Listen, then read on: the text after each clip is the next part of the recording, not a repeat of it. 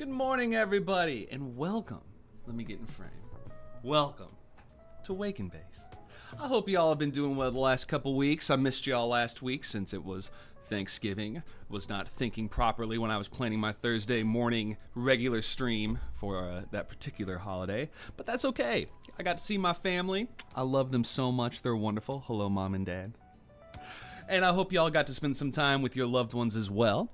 And now I'm here with some of my other loved ones. All of you, good morning. And as I say goodbye to Mr. Masayoshi Takanaka and thank Patrice Russian for their wonderful contribution to my theme song, Malibu, goodbye. Bop. And let's say hello to everybody in the chat here this morning.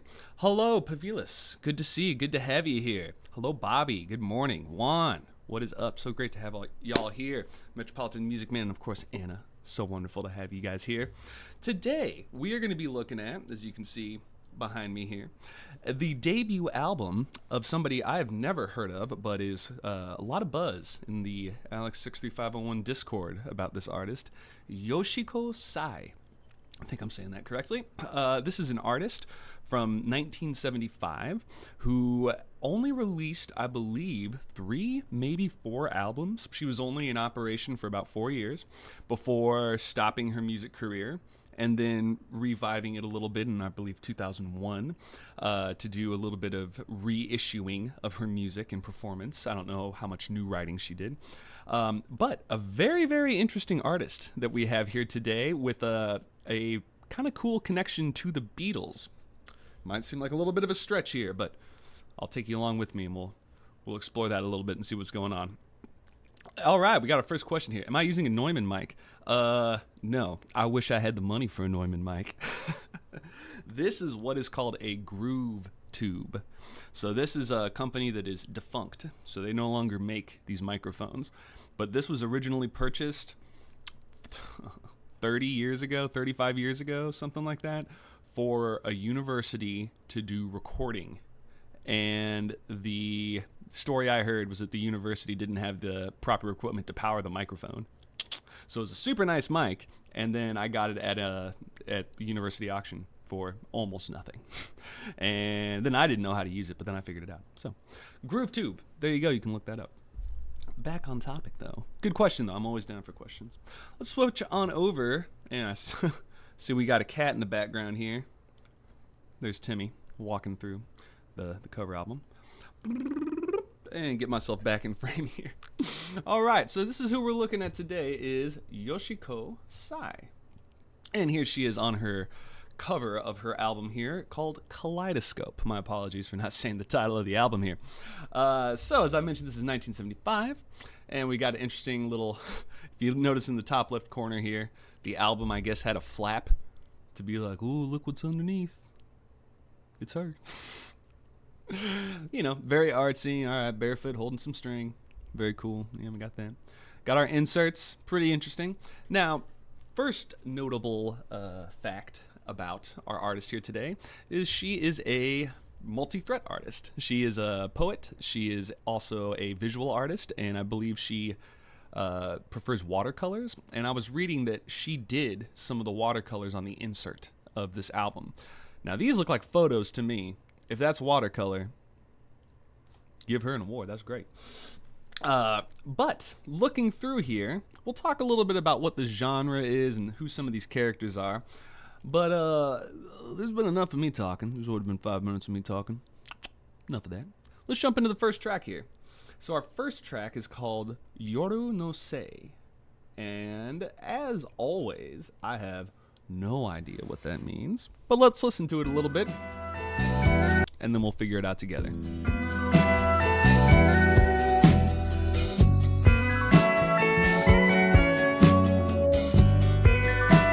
I'm liking that bass, baby.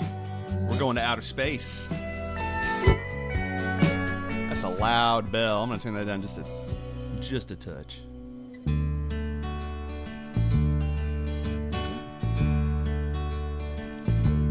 Singer-songwriter.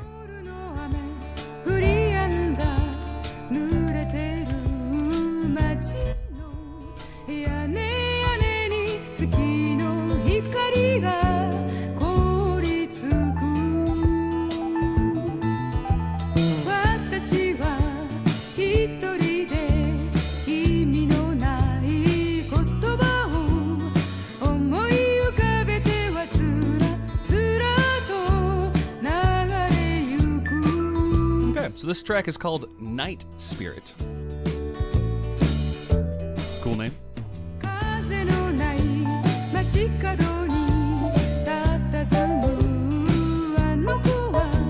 She's got a really beautiful voice. Very much reminds me of Mai Yamane. Kind of the same area. I think she's 1979.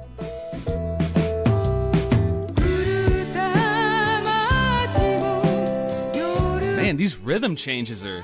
They're making some bold choices, but they're working.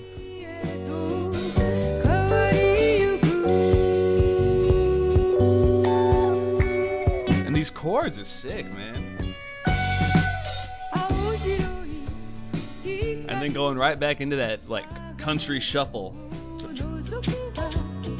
This is sick. This is definitely folk. We're gonna see about the psychedelic rock, if that ever comes into play here.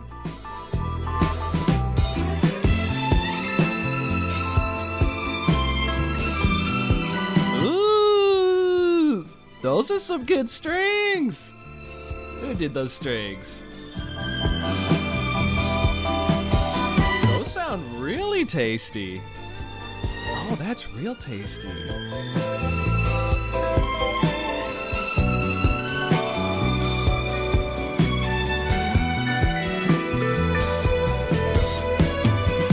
Good job, Shin Ogaku Kyokai. No idea. Sounds awesome. 12 credits.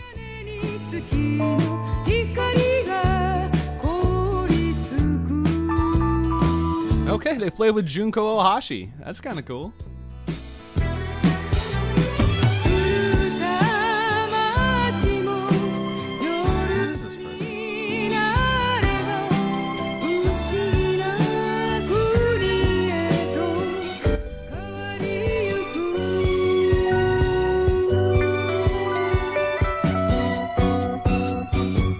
This is a cool song, man.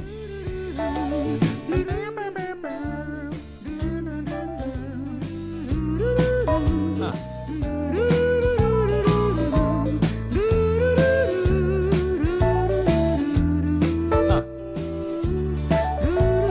Okay, off to a great start here, man. This is a dope first song from Yoshiko Sai. And the thing that was really catching me off guard, oh man, this outro, cool. They combined all the parts.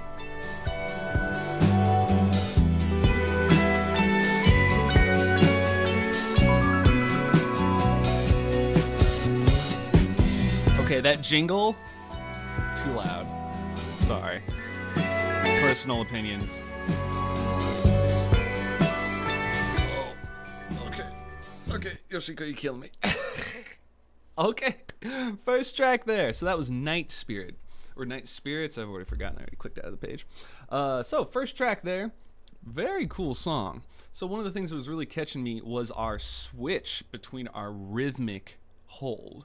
So we were going constantly between this old school country shuffle. It's kind of a little bit of a swung beat where it's, instead of being 1 and 2 and 1 and 2, it's bum ba beam ba bum ba beam ba bum ba beam. It's kind of got this wonky wagon wheel kind of feel. Dun, dun, dun, dun, dun, dun. We call that cowboy music from where I come from. But then it switches to this triplet beat, this a totally different kind of laid-back feel that you usually don't incorporate back to back, because they use a strict rhythm to differentiate between the two, not two different swung rhythms. So it's a very interesting combination there. And I was totally taken by those strings. They sound fantastic. Not just saying that the string players themselves sounded in tune, but the mixing and the recording. Whew, super good. I was so curious that I clicked to see, well, what have these cats done? The Shin Ogaru Kyokai. Don't know what that means. Should learn Japanese at some point. But they've only got 12 credits here. And looking through, it's few and far between and just kind of random. 17-year gap until 1999. And then some randomness in 2006. But man, they sound sick. They sound super, super good. All right, let's jump into chat and see what we got here, because I know this is something that was highly requested by the Discord chat, and people know a lot of stuff about this. That's a 35-year-old mic. Yeah, it does sound awesome. The old mics, man, if people take care of them, they're great stuff. Whoa! What is going on? Thank you so much. You're so kind. Cannot tell you how much y'all's donations, how much they mean to me. I really appreciate that. Thank you so much, homie. Oh, and there's a cat in the background. Yeah, there's a cat in the background.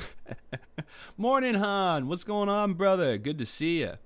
Okay, we got a better translation. So that first song was called The Night's Fault. So that brings us up to another topic about our artist, Yoshiko Sai. Again, we're listening to her debut album, is where she got a lot of ideas for her content. And I mentioned earlier a connection to the Beatles. So, to preface that, I'll just read a little bit here, not her English Wikipedia, the Japanese Wikipedia, vastly superior. So, little background about her childhood, started doing a lot of art stuff. Flash forward 1972.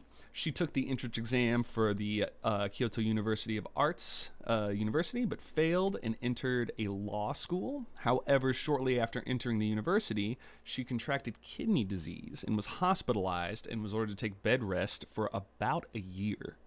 And during that time, according to her, she mostly read, and the specific things that she read were, in her words, "I found comfort in reading dark novels." So she explored more of kind of the more intense, darker side of literature, I guess.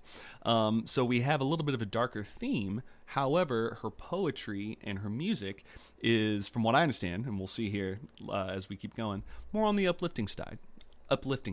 And so that's a very interesting juxtaposition. So, where's our connection to the Beatles? Ringo Starr, drummer for the Beatles. All those cats grew up in England, I want to say around Liverpool. When Ringo was 7, he developed some kind of, it was a very specific thing to do with either his liver or his abdominal wall, something that made him extremely sick. And he was from a super poor family, and he had to go to a children's hospital and live there for a year. And during that year, the nurses, all these kids were in a warehouse, essentially. I listened to a recording of him talking about this. And all these kids were trying to, stay not bored and have something to do. And a nurse gave him a little stick with a little piece of, cotton on the end. And it looked like a mallet, and he was just hitting stuff. And that's what started his love of the drums. And he, got all into rhythm from being stuck in a hospital for a year. And then when he got out, he's like, "Give me those drums. One day I want to kick a guy named Pete Best out of a band." Look that one up. It's a sad story. So that's our connection there to the Beatles. Okay, yeah, here we go. At first, when Alex said this mic was purchased 35 years ago, before he finished explaining, I was like, "Are you 65? A vampire?" I'm not a vampire, but I am 65. Just saying. All right, let's go ahead and jump into our next track here after all these extremely loud chimes that hit us here. And let's see if we can't figure out the name of our next track. And then I'm going to talk a little bit more to everybody in the chat here. Translator. Do you guys see how good of a speller I am? I just got yelled at. Oh my. Detect. Winter Underpass.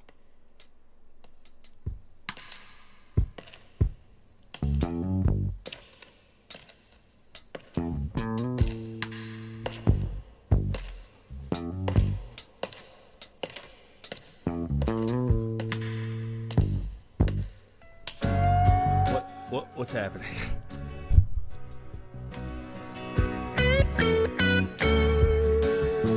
Did I put on a Grateful Dead album? What's happening here?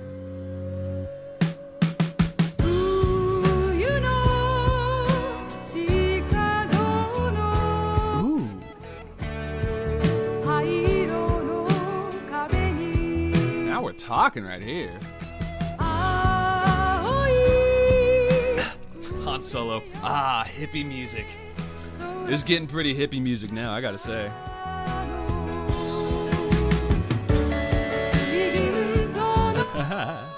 It's definitely not the night's fault.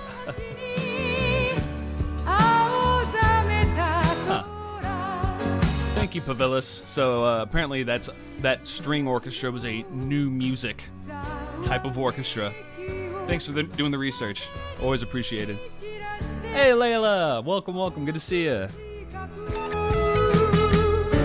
No one's ever late to Waken Base. You're always right on time.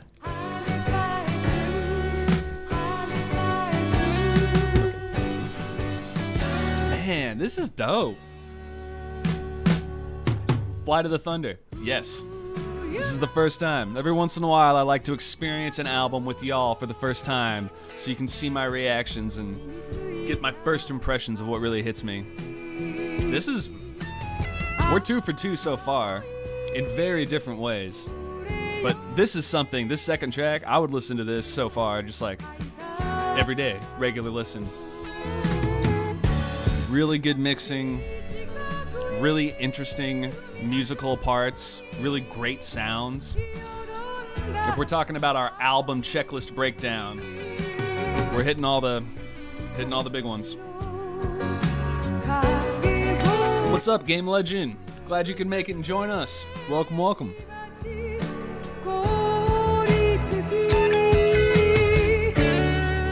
Bobby, always appreciative, my brother. I hope you have a wonderful day. Enjoy the replay.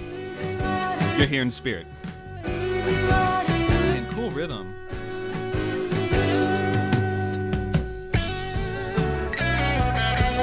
Man, then a 6 solo. I like that vocal background. That's cool, man. Yeah, that's a good way to get 2 solos in at the same time. Because it would be weird if they were the same level, because then who's in front, who's in the back? But she pops full. This is dope, man. This is super dope. All right, who mixed this bad boy? We gotta find out.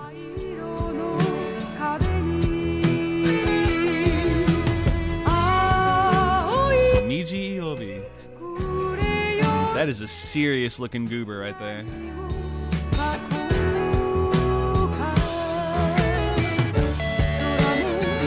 So how old was he?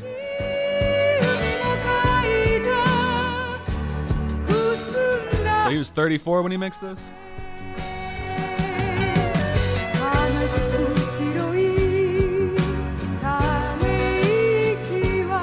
Joe.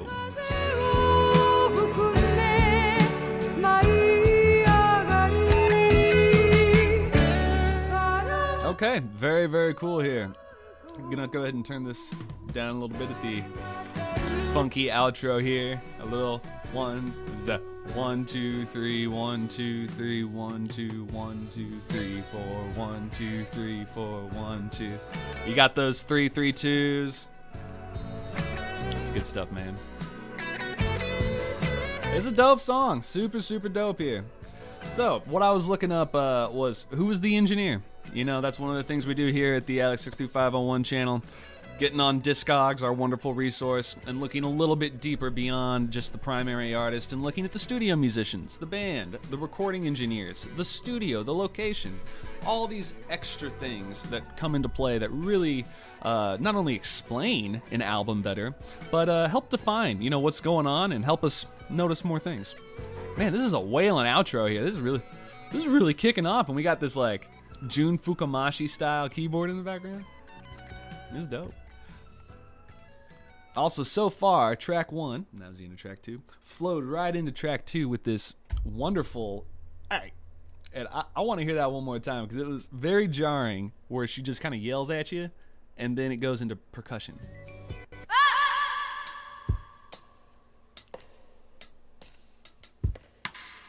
That's cool. That's cool. Yeah. Goosebumps. Yeah, that's cool. Very, very interesting stuff. So, I'm going to keep looking as we're listening to our next track here to try to see what was the composition of all this? How much did she, you know, come into play, or what were her ideas and all this stuff? Because all these studio musicians that we're looking at here are pretty all over the place. A couple of them we have seen quite a bit of in the past. One of which is our electric bass player right here, Akira Okazawa. This cat has hooked up with, I don't want to misspeak, but I want to say he did a bunch of stuff with Tatsuro. Yep, here we go. So he worked with Sadao Watanabe and with Tatsuro Yamashita, or Yamashita. I have no idea how to say that. I've heard it both ways. So, and looking through, he's got a bunch of other things that are things we've seen on the channel, things I recognize. 382 credits, not a bad number of credits. But the thing that I was really interested in now was, well, who the heck is this engineer? Because these strings sounded so good. This percussion sounds so good. That foreground of the guitar solo, background of the voice solo, really, being there at the same time, but having one clearly in front of the other. Really good mixing. Who is this cat? What are they doing? So this dude, Tomiji Iyobe, he was, if I did my math about right, he was 34, 35 when he mixed this album. And it is like his 7th? Yeah. So he started in 1970. And then this is where we are right here, is 1975. And this is her second album, too. We can see Yoshiko Sai. So he did both of these. Very, very cool. As I'm scrolling down here, I'm going to see if we can get... Oh, so this is the cat. All right. So in the Wikipedia here, there was... Let me find this. There was a discussion of somebody that she worked with who ended up going on to release the music for Lupin the Third, which I think is pretty cool because I love that movie, that TV show, that soundtrack. Really, really cool. Maybe this was on the English one. Perhaps not. Yeah, here we go. So, Yoshiko's first album was produced by Yuji Ono, who would later become famous for writing the soundtrack of Lupin the Third. Here we go. So here's the cat, Japanese jazz musician here. Very, very cool. Oh, look at that. Discography. Did some stuff. Lupin the Third. Okay. Yeah. All right, this guy's done a lot of stuff. So, very interesting. And we'll see if any Lupin pops in here, any jazz inspiration as we go into our track 3 here. Let me catch up here with the chat, see if we got anybody else hopping in here. Also, do not worry, I donated to Wikipedia. I gave them my $3. I did it. Okay, let's see here. Man, this album is going to give you the most fascinating experience you ever had. I'm looking forward to it. Thank you for joining and for jumping in. I appreciate that. Well, without further ado, here's track 3. Omagatoki. All right. YMO incoming.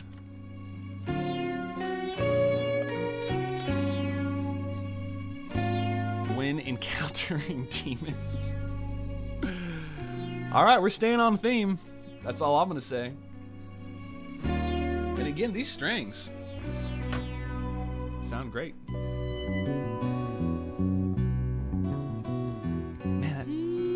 That's a dope bass line right there.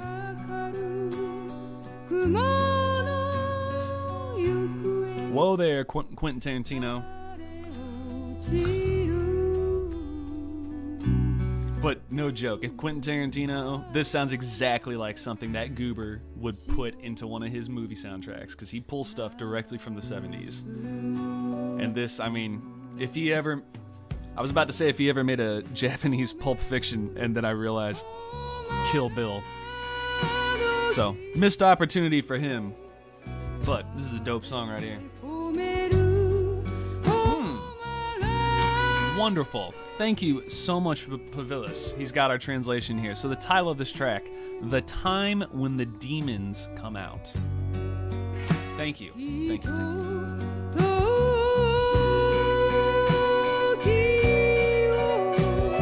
That was a cool melodic line.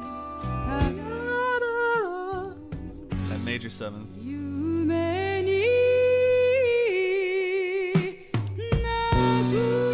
Man, she's got an awesome voice. Really awesome voice. Yeah. So I'm getting a little bit of that spy rock, kind of James Bondy.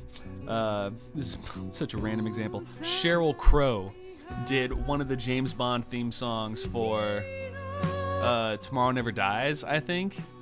and it's got a very similar guitar and drum pattern to this.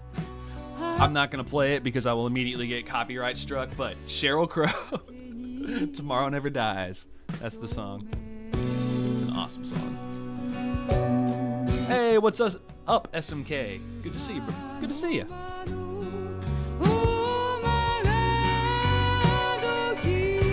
This is cool. All right. We've heard so much sweet guitar. Let's start looking at this guitarist.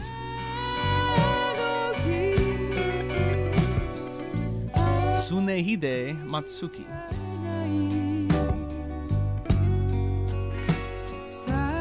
This is beautiful music. Oh, R.I.P. homie. He died 2017. What are you smoking? Just kidding. That's a talk box.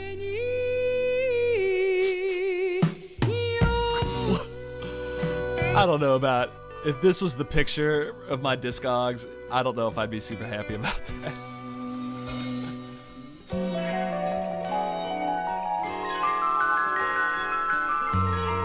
This is called a whole tone scale. Everything is whole steps. It makes you feel like you're dreaming. Western music. And then another key change. Man, this is where it earns the Avant Guard label of its style. Not in a bad way, though. Okay, I'm wondering, what does Avant Guard literally mean? Does it mean on the edge? Let's see.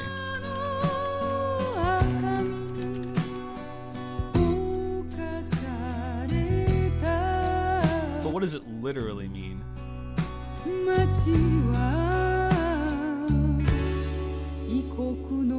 Wikipedia, hit me up.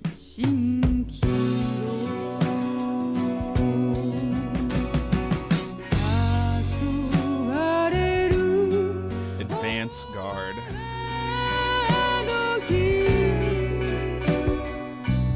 Huh.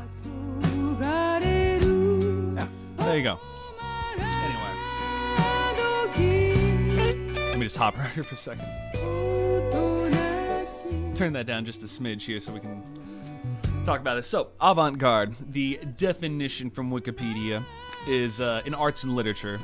It identifies a genre of art, an experimental work of art, and the experimental artist who create the work of art, which usually is aesthetically innovative, whilst initially being ideologically unacceptable to the artistic establishment of the time.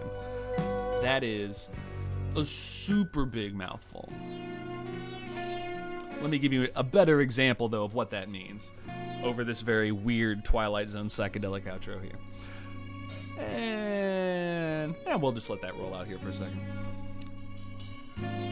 It's just so weird I want to listen to it.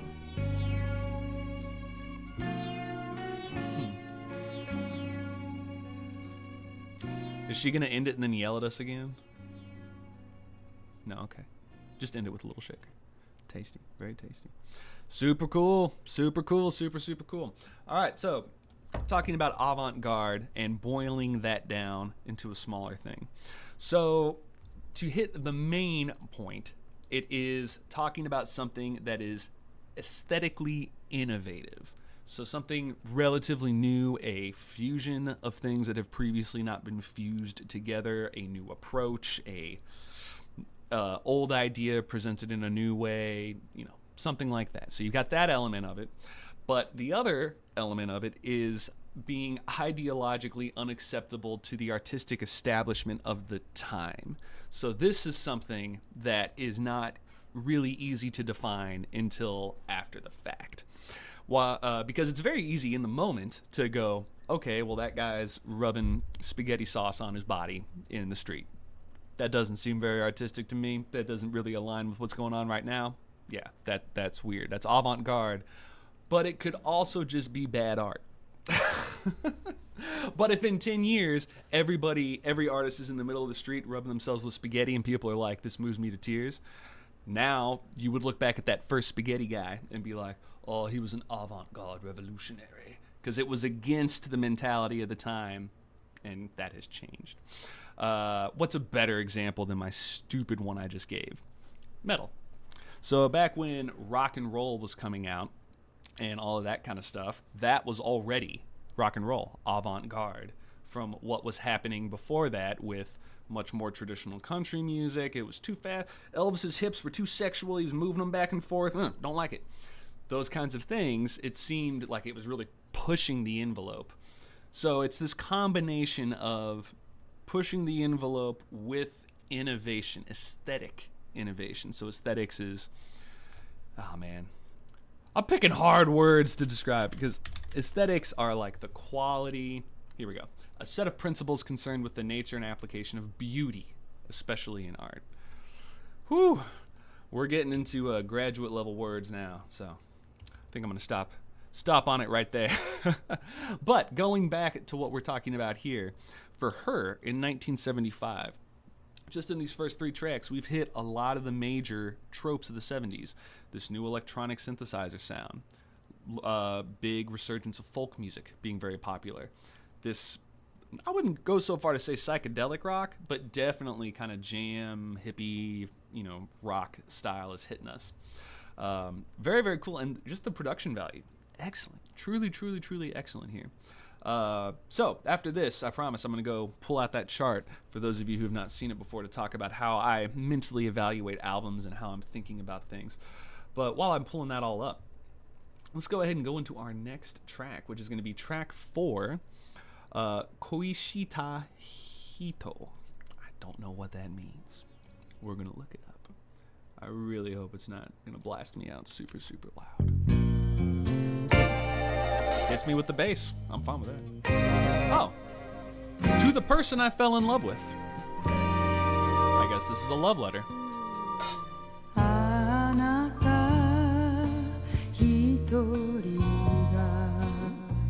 like that music. Okay, now we're getting back into more traditional city pop ballad. But we still got that cowboy.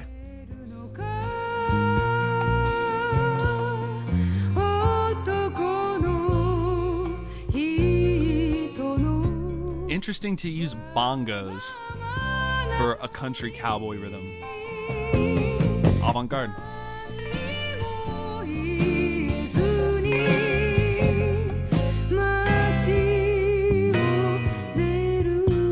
I never finished up looking up the guitarist here.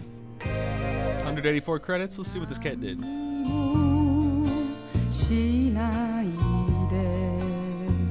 And for the record, let's find our guitarist. Here we go. This is who's playing acoustic right now. This happy goober with a wonderful mustache.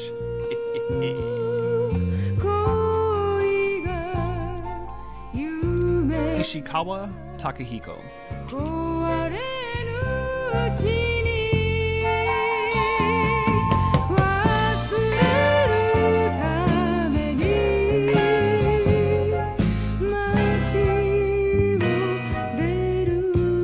Here's that Joe album again.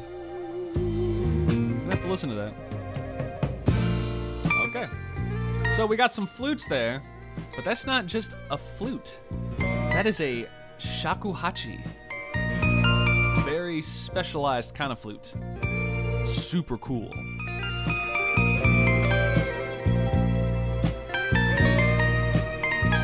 We'll talk about Shakuhachis here afterwards. They're sick.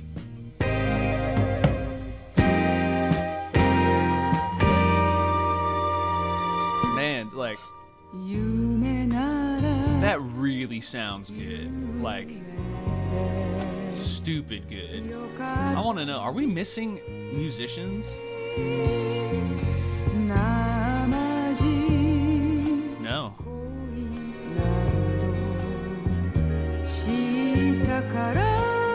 Wow, she wrote all the music. Man, she's talented, dudes. Dudes and ladies.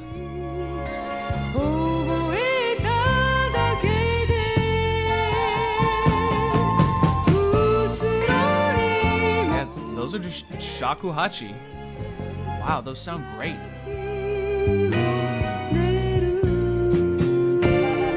Yeah. It kind of messes with me how good it sounds.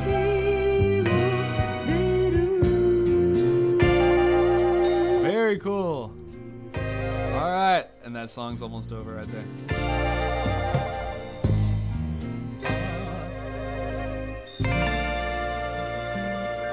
Okay.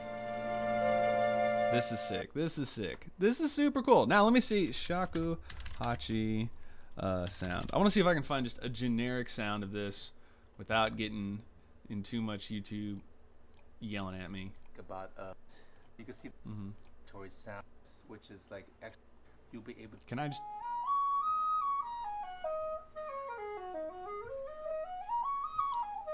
Hear how it kind of has that, not a hollow quality, but it's kind of a breathy quality. You don't hear this, you hear like a, you hear like the air coming out. And that's the common sound because it's a giant stick of literal bamboo. That's all it is. It's a piece of bamboo that they put holes in.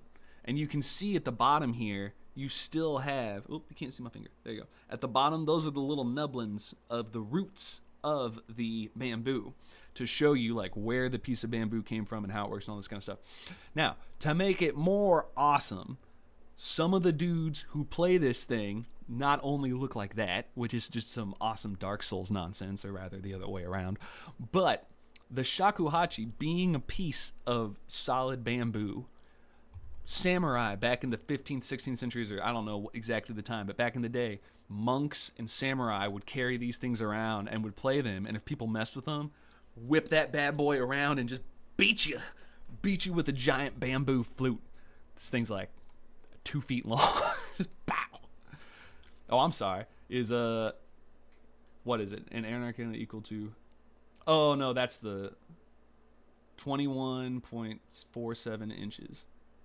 Yeah, that's almost a good couple feet. It'll bop you good. So, shakuhachi. More interesting. They make it sound like a flute. Like a flute. You lose all that airy quality. Very, very interesting how they've done that. And just another quick side note, 'cause as always, with these really cool albums that I get super sucked into, this being one, thank you for the suggestions, y'all. I'm really digging this. There's a lot to unpack here.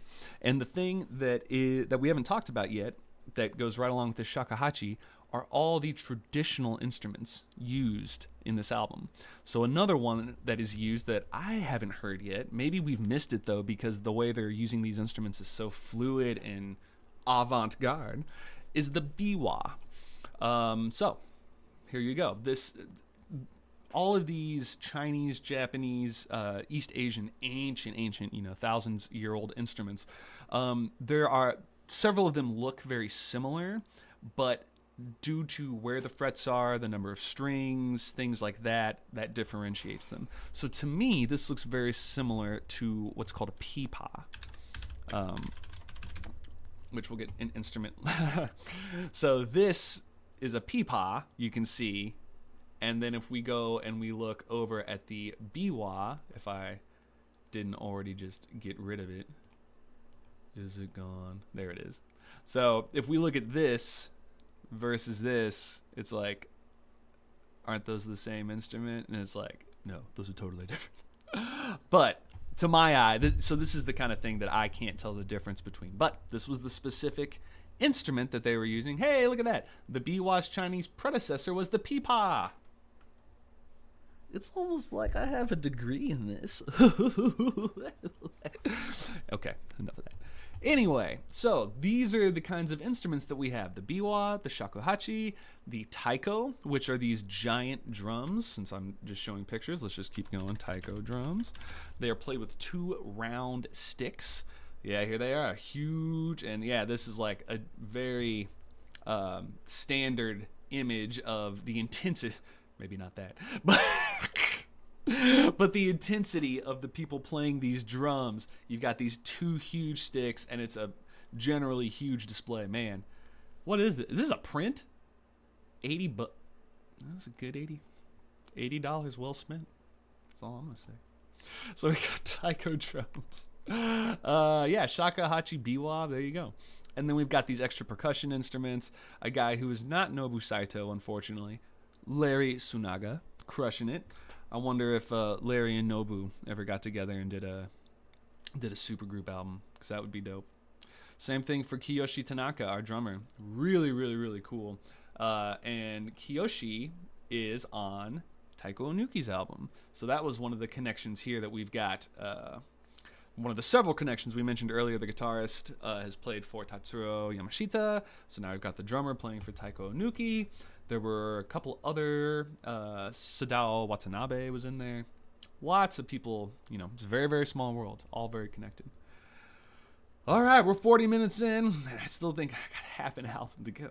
I'm so slow. All right, so we're going into now our next track, Tubaki wa Ochi Takaya. Let's see what that means. Oh! There was our taiko drum. Oh! And there's the shakuhachi. No, not shakuhachi, the biwa. That's the biwa. Hell yeah.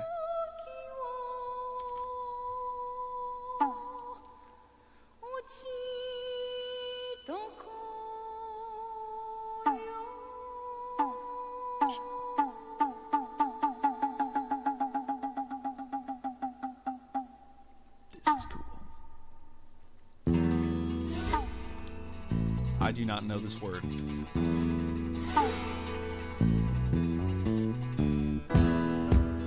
Okay. Amelia? Oh. Whoa, listen to that kick drum.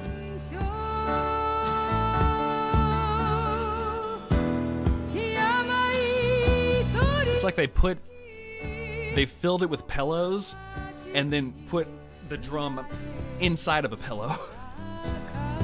It's so muted. Okay, it sounds good there. So dull.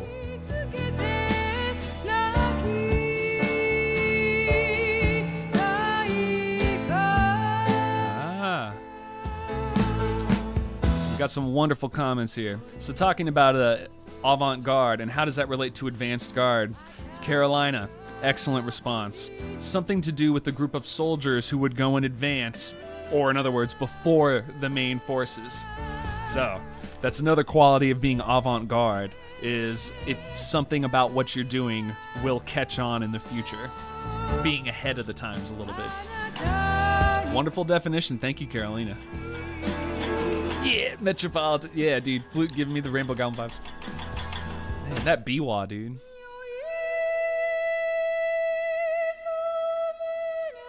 If I didn't know better, I'd also say it sounds similar to a shamisen.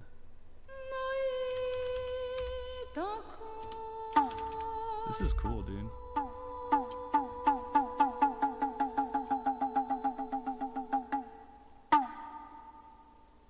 Very cool. So this is another instrument called the shamisen, which has a similar. It's like the most percussive, plucked sound you'll ever hear. Because you hear the acoustic guitar in contrast, still jangly, but it's not like.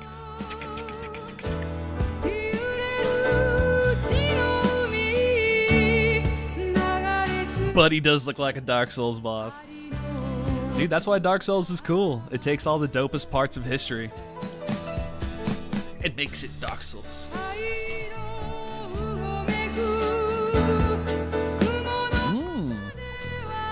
All right. Thank you, Win. Wagaki Band. I'll check it out. Let's look. Yeah, now we're getting like a little Pink Floyd on it.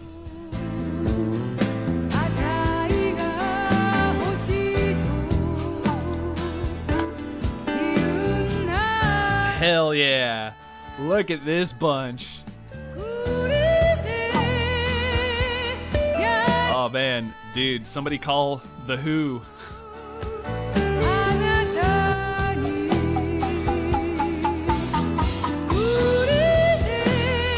That's cool.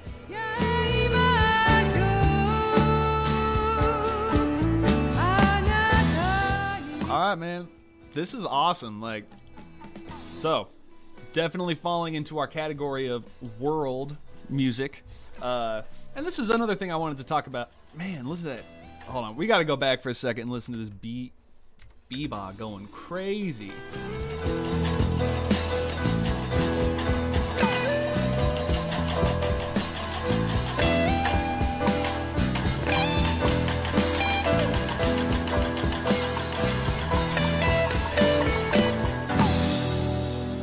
Oh, yeah. Ended on that jazzy chord. Oh, with a little snap. I like that. I like that a lot. Super cool. Super cool. Like, lost my train of thought. That's how cool that was. Yeah, totally lost my train of thought. That was awesome. I was going to talk about something and now I lost it completely. Yeah, really cool use of these. Oh, that's what I was going to say. World music. What the heck does that mean? So I've mentioned this a couple times in previous videos and discussions about, you know, the idea of Western music versus non-Western music. And for whatever reasons, probably none of them good, we define it as Western music and then world music. And when I say we, I'm talking about the old academic ivory tower from, you know, the last couple hundred years. In the last 70 years, because of things like communication and the internet and the stuff we're listening to right now, the vast amounts of fusion and all this, you know, new music influencing art, influencing itself, communication, all that stuff, it's all changed. But this is just one of those old terms, kind of like modern art. Modern art is a term for back in the 40s, and then there's postmodern art. So isn't everything postmodern? Anyway, it's a nomenclature thing. But to give you a definition, which I always like to do, world music is an English phrase for styles of music from non-Western countries, including quasi-traditional, intercultural, and traditional music. So why do we make this distinction? Because if you look at Western music, and what that means is Europe. That's talking about Europe. Like the evolution from essentially medieval Middle Ages time of how chant then moved, from the church, moved through the church into the secular, back to the church, back to the secular, and how they influenced each other over time. And then you've got people like Bach, and then you've got people like Beethoven, and then people like Brahms, and it moves on, and then you find ourselves here today. But all that Western music can all be tracked back to one place, and it has one root source. As you start going to other countries, China has its own track of musical instruments of life. Japan has its own. Southeast Asia, Southwest Asia, the Middle East, Africa, South America, everywhere else has their own version of this. But since Europe is Europe and conquered a lot of things, for a long time, that was the predominant culture. And so that's what was taught and what was, pushed up until about the mid-20th century when world music started to become more well-known. And that's why you see people trying to be like Neil Peart. Neil Peart's the only one who's allowed to wear the hat. Every other drummer that wears the hat, only Neil Peart. He's the only one that earned it. Getting off topic. Anyway, that's what world music is, and this is a phenomenal example of it done well, of the fusion of using traditional elements, traditional instruments, traditional folk tunes, and then blending them, weaving them into the modern, into the popular culture. Excellent. Sounds so good. Yeah. We got a Mortal Kombat palette swap for that guy. Yeah, that's definitely... Again, Shakuhachis are just dope. They're just dope. All right, here we go. We just listened to that song. We're going to listen to this one now. So this is Yodore Shibai. And again, we got our Shakuhachi here. And I just skipped back. I apologize. I just wanted you to hear that note. Ooh, Drunken Play, the name of this track. Another one with our Quentin Tarantino arpeggiated 1 or 6 4 5 6 1 2 3 4.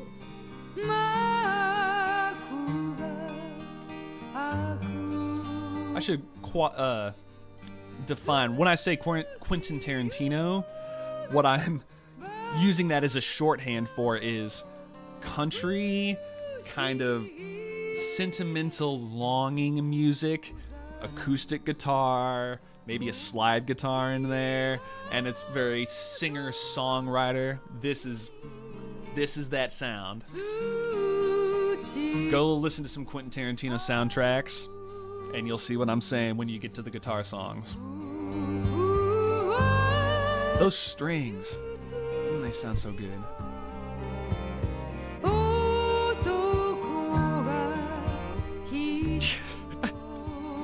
I know what you're saying, dude, yeah. I think I already got rid of the tab, but those cats look straight out of Final Fantasy 15.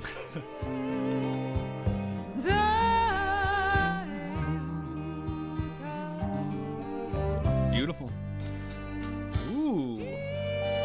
Cool rhythmic turnaround there. Super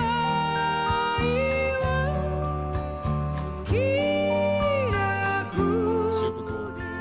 Oh. If you want to download this album, I guess you can.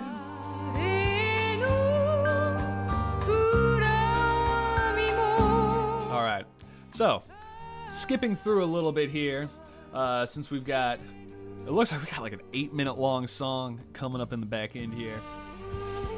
Ooh, but I'm not skipping the Shakuhachi solo. Now that's a Shakuhachi. Hear all that breath?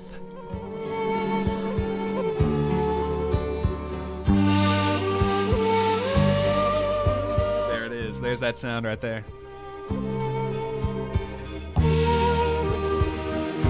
Yeah, super dope.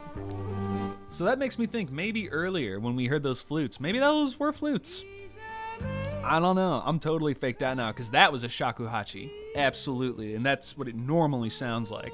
So, very interesting. I hate to cut this off, but if we have any hope of getting to the last 25 minutes of this album, we got to keep going. So, very, very cool, very beautiful song. See if anything crazy happens here.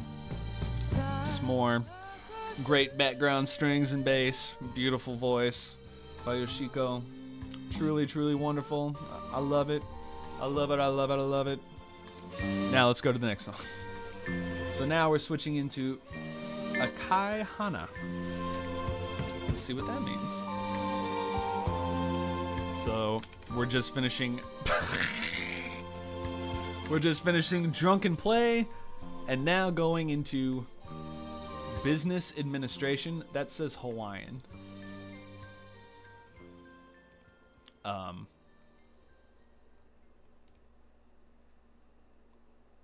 Maybe I did mean Hawaiian. Business Administration. Let's find out. That can't be right. That's gotta be something wrong.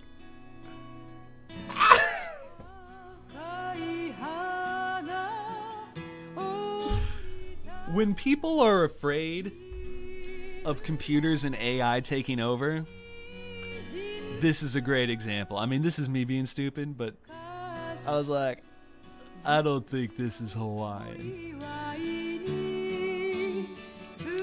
Now, just to prove that I'm not dumb, I'm pretty sure this is Hua in Chinese. I'm sorry for that loud crash. Hey! I can speak a little bit of Chinese. Alright, I'm sorry. I'm singing over this song. I was gonna say, this sounds like the, I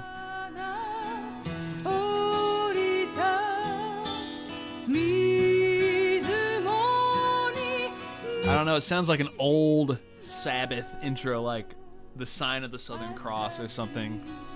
I'm just waiting for this. Which I know won't happen, but still.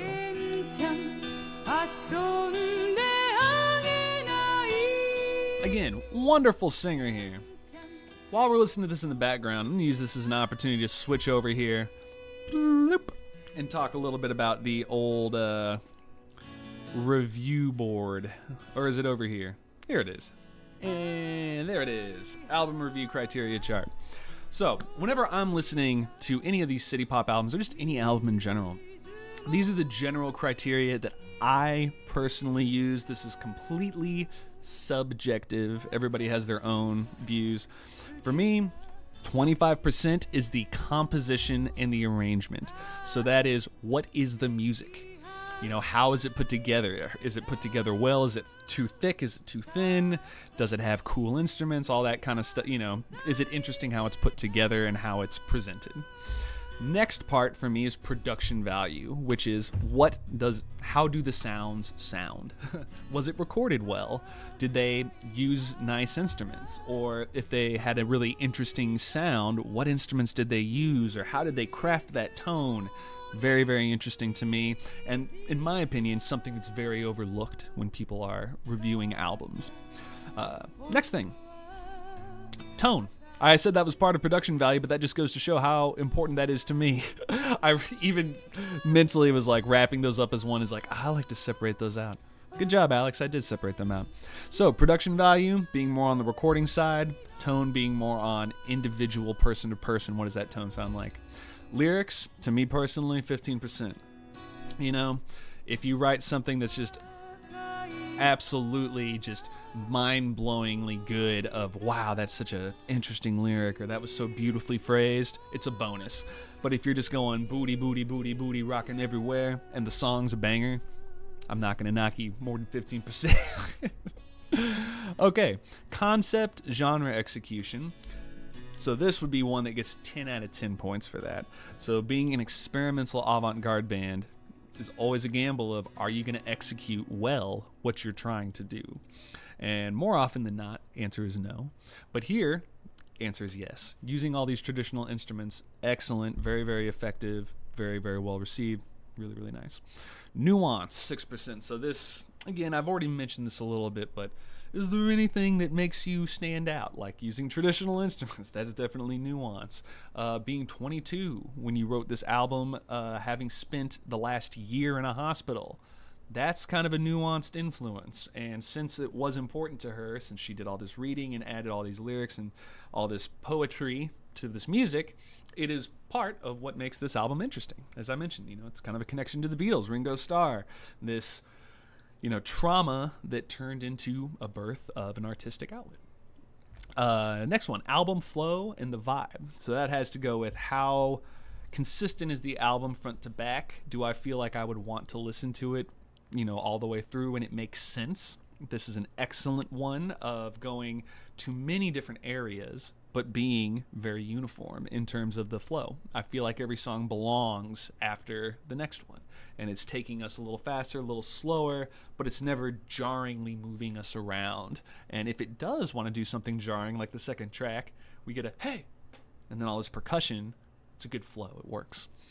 And then the last thing, of course, is there Nobu Saito? 3%, yes or no? This is a no, which is unfortunate. Otherwise, it would have 3% higher score. But anyway, this is how I think about it, and I encourage y'all to come up with your own criteria list of what's important to you, just because it not only helps you appreciate the things that you really like all the more, it will help you find more music that you like, because then you'll realize, oh, well, man, why do I like this band? Oh, I love that guitar sound. Who is that? What is that guitar sound? Oh, who else uses that guitar? Or who else uses that sound? And then you start going around like, oh, man. Or like what happened here, where I just think, I like this, what was the first one I saw? Yurie Kokubu. I was like, I like this Yurie Kokubu song. I'm going to do a cover. 6 years later, here I am doing this. So, okay, side tangent over. Red Flowers, yes. Everybody's jumped in there.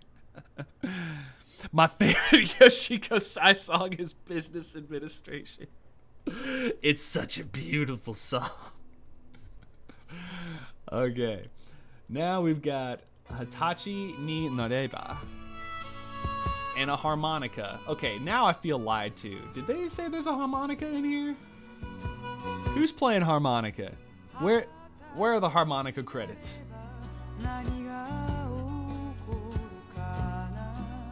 I want to know who played that. Unless it was a keyboard or something.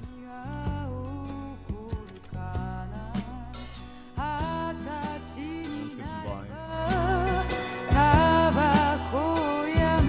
You got a ragtime piano now? Alright, what does this bad boy mean? When you turn 20.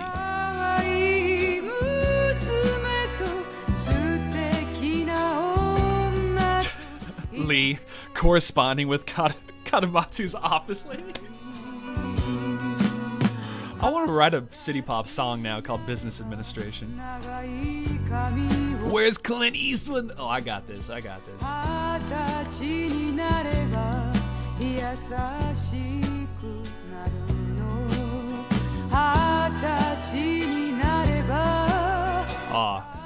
Let's do even a better one.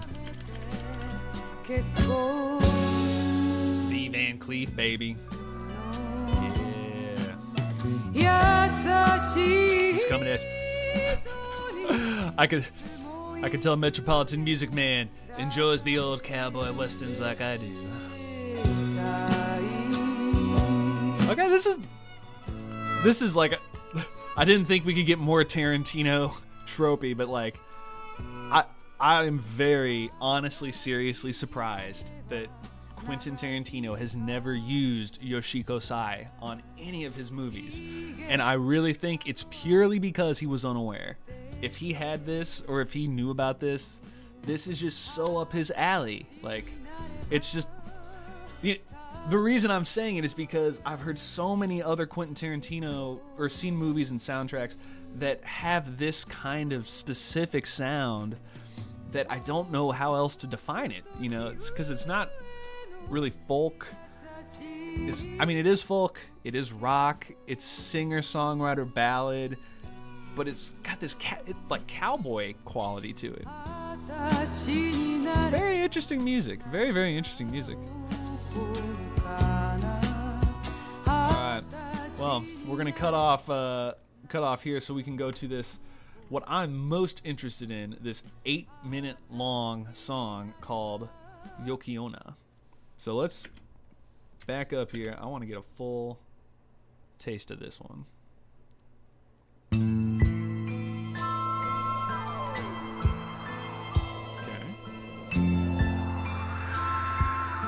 Cool.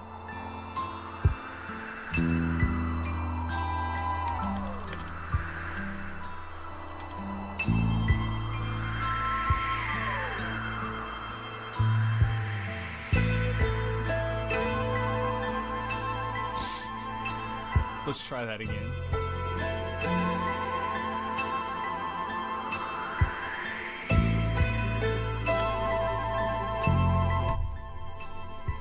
Okay, I guess this one's just called Yokiona. It's a name.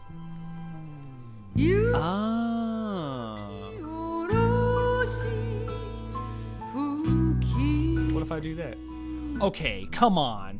That's all you had to do? I mean, I know that's the syntax for a name. That's a cool name, though, Snow Woman. Tinkerbell.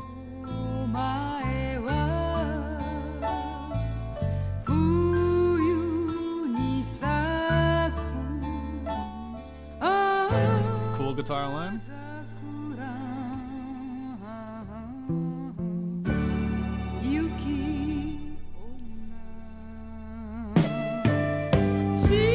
Alright, this is also getting me with the James Bond vibes. That is a James Bond lick right there. That da-da-da-da-da-da-da. The world is not enough. Yeah. I want to look up when all these James Bond themes were written.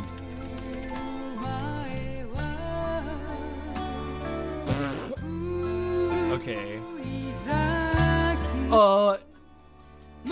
This list is already garbage. Darn it, 24. Alright, so 1963. Ooh. Yeah, these strings slap. Really, really good. Ah, look at this. We got the suspense smoothies.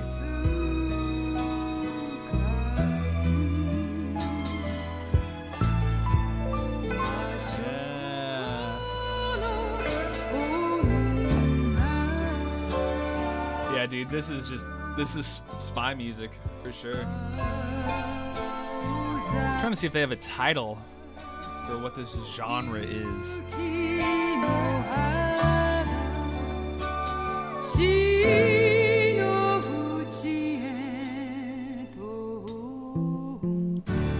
So this is 1975. Yeah. So what would have come out by then? The Man with the Golden Gun. Iconic. Live and Let Die. That's an awesome song, man. Diamonds Are Forever. Made Kanye West's career. One of the songs. Oh, yeah. Louis Armstrong. That's a good one. And all these are great. Getting so totally sidetracked. But this is what this sounds like to me. It's very, like, Ian Fleming was like, hey, write me a song. Let's see what they call the genre. Surf rock? What? Bondian.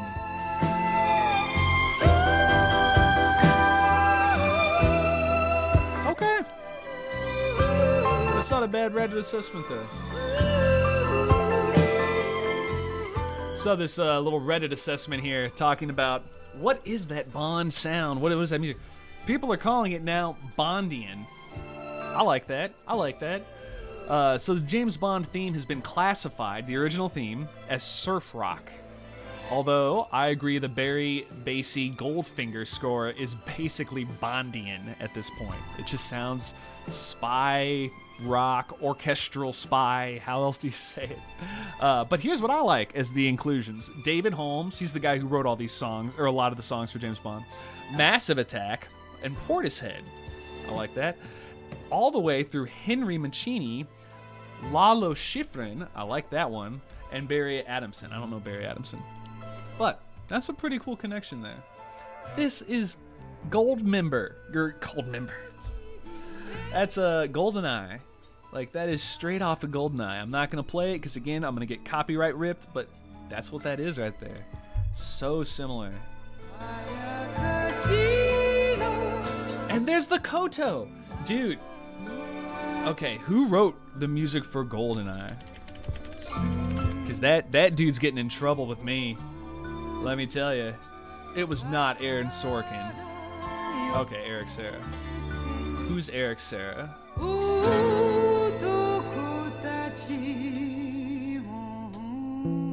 A French composer.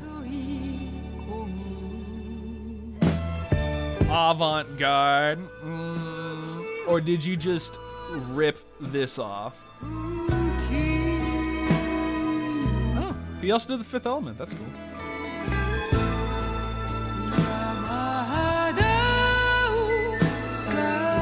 Man, GoldenEye was 95. I'm old.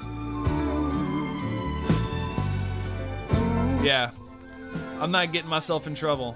But you listen to this soundtrack by GoldenEye, and you will be like, Eric Serra.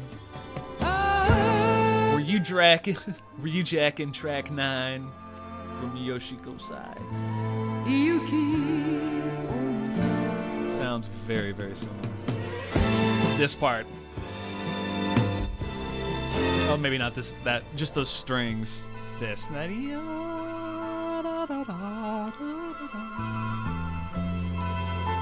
Yeah, this is GoldenEye. This is GoldenEye. And then you go. Bum ba ba bum bum bum bum bum bum ba ba ba bum bum bum bum. All I'm saying. So, Awesome. I did not expect this to have a Beatles and a Bond connection. That's like two of the major B's in my life right there. That's awesome. Okay, well, just jumping in the last track to see if anything super crazy happens here at the end, like if they start doing gnarly shred guitar solos. Nah, we just got another chill outro song. Oh, I'm just gonna let that play in the background here as we're wrapping up. Let's see what else we got over here. Yeah, it's a folklore monster. It really is. Yuki Onna is a sort of yokai. Interesting. The Snow Woman. Okay, so again, tying in with this kind of dark literature, or I don't know. I don't want to go so far to say occult, because I don't think that's what this is. I think it has more to do with a feeling of this dark emotions, or kind of a darker side of life that she's tapping into, not in a metal or negative way, but just talking about these things. And those of y'all who know the lyrics, please jump into the Discord, start discussing, tell me what you know about it, what you think. Just like the chat here is super helpful. I learn a ton, you tell everybody else that stuff, and always gives us more insights into other artists in the future. So this is very, very cool here. Very, very cool. What do we hear? Some sort of valid for it to just come out as Yuki Onna. Yeah. So let's see here, Metropolitan Man. Basically what we've learned is that this album would be perfect for movie soundtracks. Personal opinion, if you took this and you took out the vocals, all of this is enough to be background for a 70s movie. No question. And then just a couple of these tracks, man, they could be title themes. You just throw in a theme word of, Diamond Face. Diamond Face. That's the bad guy, then you got your movie. You got your movie soundtrack right there. It's cool, though.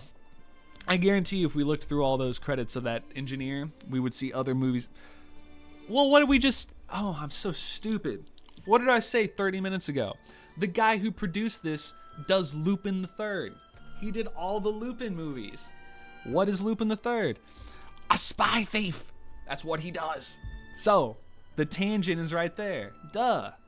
Okay, so very, very cool. Again, 7 degrees of separation from everybody else and from Nobu Saito. All that good stuff. Very, very cool. All right, let me jump back here to the main window here as I'm going through the last of our comments, and we're jamming out to the last 20 seconds of Yoshiko here. All right, man. That album really ends with a whisper. Just kind of fades out there at the end. Very cool, though. Yoshiko Sai. Kaleidoscope. So, debut album 1975. She was 22 years old. Excellently done. Wonderful, wonderful. If you're still out there, Yoshiko, thank you for your music. It was very wonderful. I hope you liked what I had to say about it. Shoot me a message. I don't know. Anyway, very, very cool. Very, very fun. So, jumping... Chris Wolf, what's going on? Good to see you.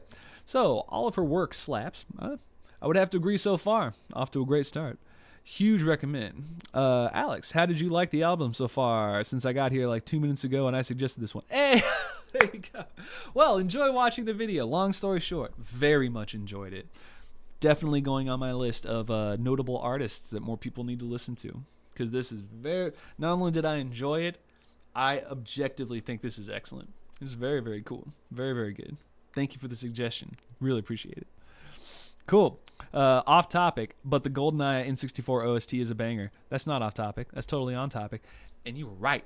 It is a banger. It's awesome. It is so good. Like, not only just the movie soundtrack, this N64 OST. See, I banged the table. I shook my microphone. I'm sorry. I got too excited. It's amazing. Let's see here. Li Shuaihuang. Possibly a common motive for songs in this style in the 70s. It is. It's very much, what we could say is a trope, which is just something that happens it's common for that era, for that style. So a trope of cowboy music is that jangle guitar, dung da dung da dung da dung da dum da dum ba dum ba dum da dum. That would be one of those characteristics. So yes, definitely a common style in the 70s, but excellently done. Dark feminine mystique, yeah. Snow Woman is a folklore monster that hunts lost travelers in the mountains. See, so there we go. darker idea. It is a demon, but like, you know, she's only coming after people that are lost in the snow. Like, could be worse. All right. Well, Pavilas, thank you for the hangout. Watch out, don't break that mic. It's half as old as I am. Yeah, half as old, exactly. I look awesome for 64. All right, thank you guys for hanging out. As always, I just have so much fun, and I'm so just endlessly, undyingly appreciative of y'all. And again, and I was going to say, who was it who threw Juan? Thank you so much again for throwing some money my way. It's so much appreciated. Anything that y'all have, extra little pennies you want to throw at me, I will graciously take them, but do not require them. Speaking of, my Patreon, I am going on there and doing my best every week to add at least 6 to 10 videos that are backing tracks, bass scores, downloadable bassless backing tracks, all these resources for those of you who want to do the bass playing portion of things. Put that up on Patreon. If you want access to everything, it's $10 a month. But if you just want to jump in, check it out, and get out, everything is available for a 1-week free trial. And with the backing tracks, you can just jump in there, download those bad boys, and then hop out. I will not be upset at all. Or if it's one of those deals where you're just dying to get those backing tracks and you do not have the $10 or a credit card, don't worry. Just shoot me a message. I will hook you up. But if $10 bills are just falling out of your pocket all the time, and it's like that lemon meme where you're like, what do I do with all these 10s? You give me one of them. All right. If you're not on the Discord, join the Discord. It's a great place. Awesome. And that one's totally free. Great resources, great people. If you have not subscribed, that would be appreciated. And a like, also kind of nice, if you liked it. But enough of that. I hope you all have a wonderful weekend, a wonderful rest of your day, and I look forward to hearing what we do next week. Put your suggestions in the Discord. All right, y'all. And now's the time where I try to figure out what I need to shut off first, because I think it's this, but I never know, because if I hit